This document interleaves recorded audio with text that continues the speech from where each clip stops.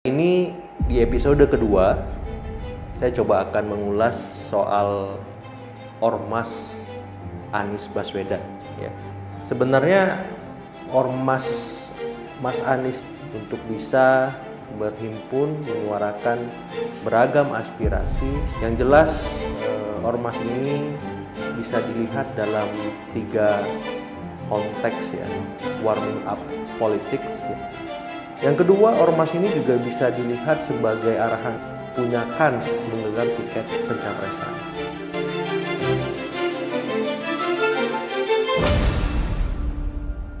Assalamualaikum warahmatullahi wabarakatuh. Salam sejahtera untuk kita semua. Kali ini di episode kedua, saya coba akan mengulas soal Ormas Anies Baswedan ya. Karena hasil obrolan dengan beberapa ya tangan kanan orang dekat dari Mas Anies, ada kemungkinan ya Mas Anies ini akan membuat sebuah ormas sebagai arahan pasca beliau selesai ya dalam kompetisi Pilpres. Sebenarnya ormas Mas Anies ini memang sudah dinanti-nanti oleh banyak pihak, termasuk para pendukungnya yang seringkali dikenal dengan anak abah. Mereka perlu semacam institusi ataupun wadah ya untuk bisa berhimpun, menyuarakan beragam aspirasi, baik itu yang melanjutkan ya janji-janji di masa kampanye Pilpres kemarin, maupun sekedar ya menyeimbangkan roda pemerintahan yang berjalan di masa pemerintahan Pak Prabowo Mas Gibran. Yang jelas ormas ini bisa dilihat dalam 3 konteks ya. Pertama, semacam warming up politics ya bagi seorang Anies pasca beliau memang tak lagi punya panggung di depan politik kita secara strategis. Ya, dengan membuat ormas setidaknya beliau bisa mengorkestrasi ya beragam cara untuk tetap bisa masuk dalam radar ya perbincangan ruang-ruang elit maupun ruang-ruang publik. Apalagi situasinya sekarang cukup kondusif ya, karena presidential threshold baru saja dihapus, dan itu memungkinkan semua figur calon untuk bisa maju. Walaupun syarat kemudian adalah dia harus berpartai, baik sebagai kader maupun sebagai figur yang diusung oleh partai.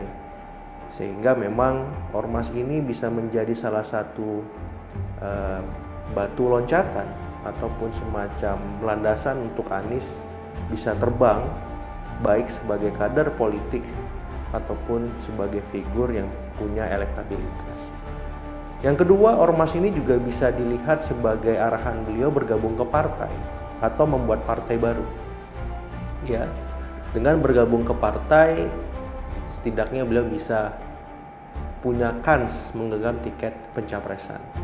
Karena kalau tidak berpartai ya, sampai hari ini kita tahu calon perseorangan ataupun independen belum disahkan oleh MK, sehingga satu-satunya jalur untuk maju di Pilpres nanti otomatis lewat partai. Dengan menunjukkan kontribusi ya perjuangan di ormas nanti, setidaknya beliau punya arahan bisa dilirik ataupun menarik perhatian elit sekaligus publik. Nah, yang ketiga, membuat partai baru. Ya, ini memang bukan perjuangan yang mudah, karena secara administrasi ya siapapun yang ingin mendirikan partai dia harus punya representasi hingga di level minimal kecamatan ya. Bahkan kalau dirujuk lewat verifikasi faktual itu harus ada anggotanya ya di setiap jenjang ya, di provinsi, kota, kabupaten hingga kecamatan tadi. Dan memang benar-benar ada, bukan sebatas klaim ataupun data bodong ya seperti itu. Jadi ini bisa setidaknya memastikan bahwa Anies memang siap untuk berlaga lagi, baik dalam konteks elektoral bagi dirinya maupun untuk yang lain. Dan kita tahu bersama ya bahasan soal Pilpres ataupun pileg, berikutnya pilkada nanti akan dilakukan oleh Komisi 2 ya, lewat perubahan aturan yang mungkin bisa jadi akan membuat skema elektoral kita bisa berubah dari yang sebelumnya serentak, ini mungkin bisa terpisah, tapi kita lihat.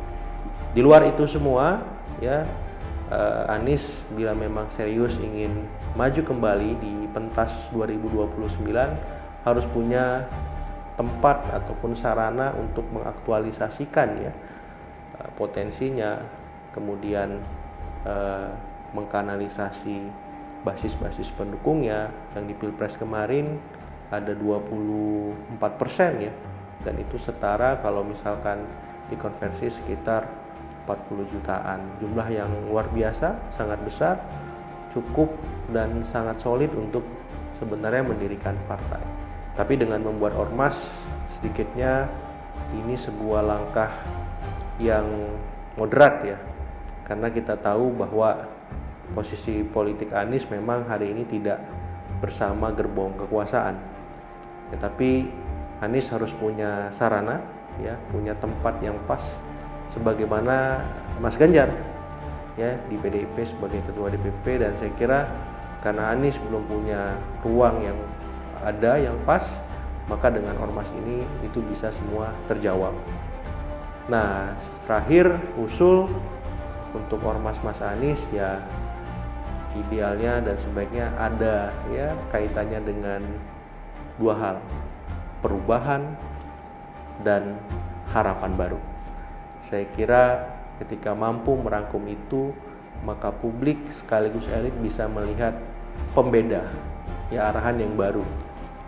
Kalau memang ya dengan catatan ya pemerintahan Pak Prabowo Mas Gibran belum mampu menjawab ya tantangan perubahan maupun tantangan soal harapan baru tersebut, sehingga Mas Anies beserta pendukungnya harus benar-benar mengoptimalkan ormas ini sebagai sarana untuk membuktikan bahwa mereka memang pas ataupun pantas untuk membawa narasi perubahan dan harapan baru itu ketika 2029 Pilpres kembali digelar.